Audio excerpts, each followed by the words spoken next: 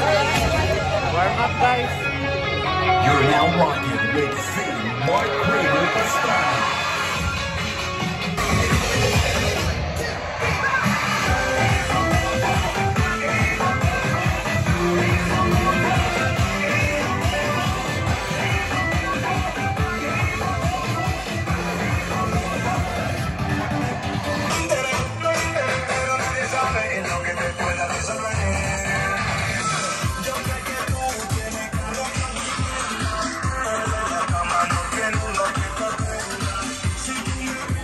Sarili.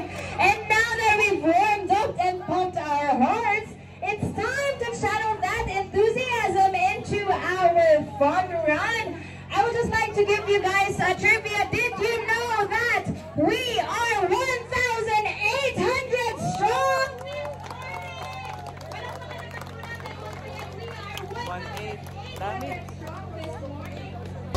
Hello guys, good morning. So konti lang kami no, kasi sa 10 kilometers na run, 100 lang kami na participants. And then sa 5 kilometers na run, 1,700 sila. Imagine, walang gustong tumakbo ng 10K guys.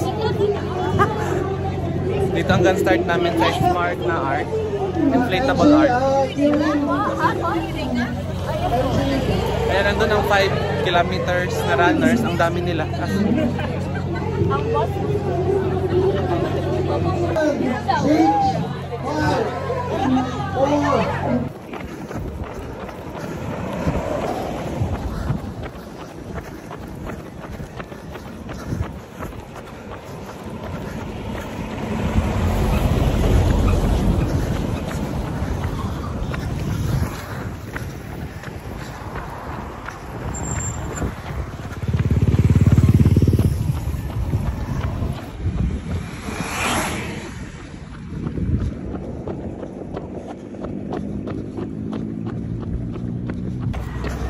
So guys, sa 10 kilometers na 100 plus, so far pang number 8 tayo sa moving. Pang number 8. So sana matapos tayo na ganito pa rin ang standing natin. Adya. So nakaikot na tayo guys. And still, nasa 8 spot pa rin tayo as of this time. So, ang turn around doon yung 5 kilometers. So since 10 kilometers ang tatakbuhin natin, pabalik na tayo.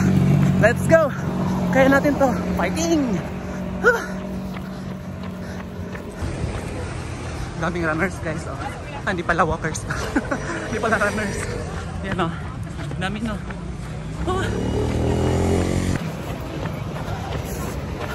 Dami oh.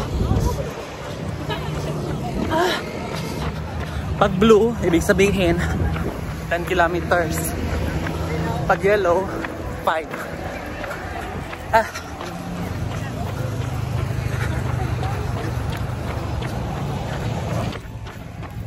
Yes.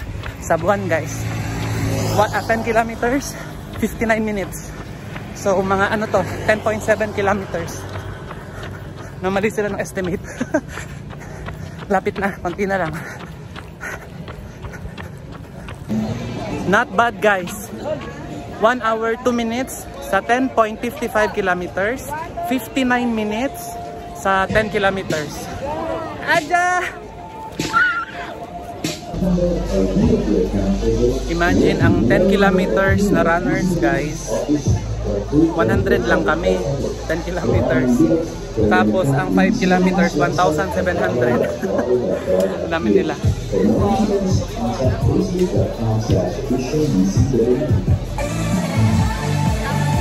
First time in the history guys, number 10 ako. So overall, thank you so much Lord. Number 10 is not bad. So dami namin. Uwi na tayo guys. So ang tagal ng raffle, hindi ko na maantay. So uwi na tayo. Marami na rin umuwi actually.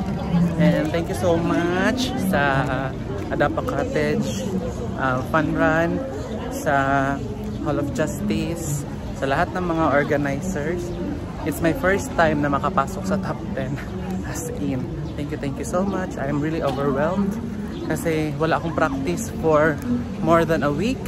Kahapon lang ako nag long walk, and sabi ko kahit hindi ako makapag PR for personal record, bahala na. Pero naka 59 minutes pa rin ako sa 10 kilometers, which is good for sub 1. And doon sa 10.55 km, 1 hour and 2 minutes. So yun siya. So uwi na tayo guys. It's quite hot. Problem ko nito is magko-commute lang ako. So sana makasakay ako kaagad ng taxi pauwi. Till my next run guys. Bye bye. Dito sa taas guys ng Coastal. Tsaka doon yung event area konti na lang, wala na masyadong tao guys. Ano kasi ang tagal-tagal nilang mag-announce ng winners ng raffle. So syempre mainit na, and then masyadong late na kasi dapat nag-start kami ng 4 AM para natapos ng mga at least 6 o'clock lahat. Ayan. Wala na, pauwi na kami. Haha. Apakaganda dito guys, as in sa Coastal Road. Sa mga pupunta ng Davao, huwag niyo pong kakaligtaan na dumaan dito sa Coastal Road. Maganda dito pag madaling araw at saka pag patakip silim na, yung paggabi na. Kasi pag hindi ko siya nire-recommend pag medyo mataas yung araw, kasi nga siyempre daan siya, and then malapit sa dagat, so mainit. So yung madaling araw at saka yung takip silim, ganun. Ganda dito, tingnan nyo diba alas 7 pa lang ng umaga, so may malilim pa. Mamaya nito mga alas 9, alas 10 na, sobrang init na. Ganda dito talaga guys, promise.